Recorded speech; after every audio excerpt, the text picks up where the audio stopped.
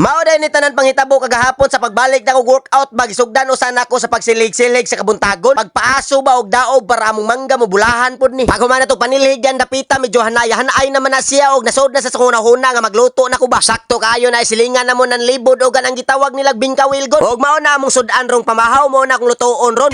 Medyo hanay na humatag silhig no. Diba? Luto sa ta. Let's go. Sakto kay sa pagsud nako din dapita na luto na ang kanon mao to gibira na dayon nako ang balde kay wala man ni sud tubig ato pud ning birahan kay para masudlan ni sila ba. Makalihok-lihok na ta sa tong mga pangbuhaton ba og natay hugason diha. Gihugasan na dayon nako ang bingkawil ug ang iyang mga lamas og nagpabukal na sad kog tubig. Pagkainit sa tubig og gamay gilunod nako ang tangad sa pagbukal niya mao to gibubo na nako ang mga bingkawil sab kay para malata na ni siya akong plano apilon ko kaon niyang upak niya sa pagkataod-taod ana ako na pud dayon gitilawan. Kung naigo ba sa atong timpla dili ba parat kaayo nga murag dagat na hinuning kalakiha ba. Unya sa paminaw sakto raman niya nakatams up pagitan dahan dapita. Gilunod na dayon nako ang ubang lamas ana niya. Kay para makumpleto rekados na dihang kalakiha sud sa kaldero ba. Sa pagkalunod na tanang lamas mao ning kalakiha inyong ipaabot ang mag-workout na ta ba. Humanag og luto, humanag silhig, humanag hakot. So workout na gamay. Let's go. Guys, nakadesisyon ko maligo dito daan no.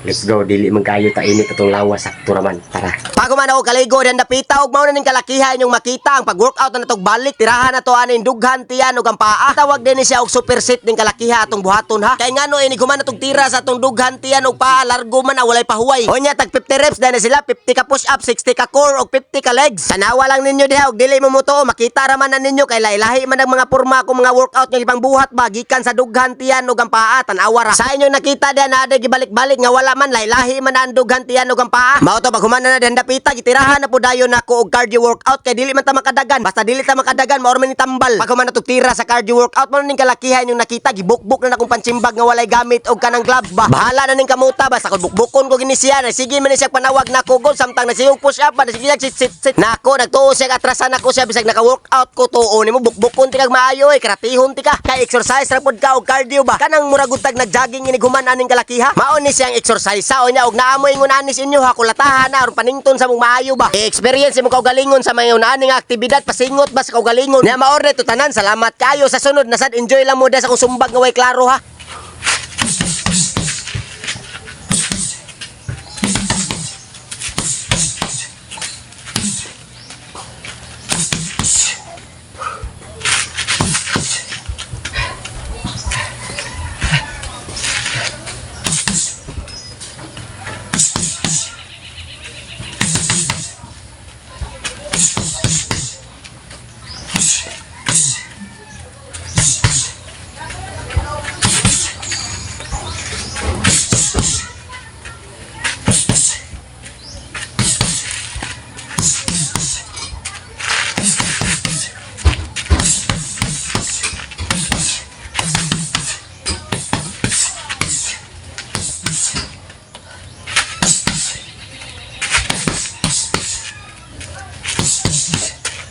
Apoy! Ha! Daog na. Wednesday grind done. Sheesh! Paningot nagbugbog. Na-workout sa gubalik.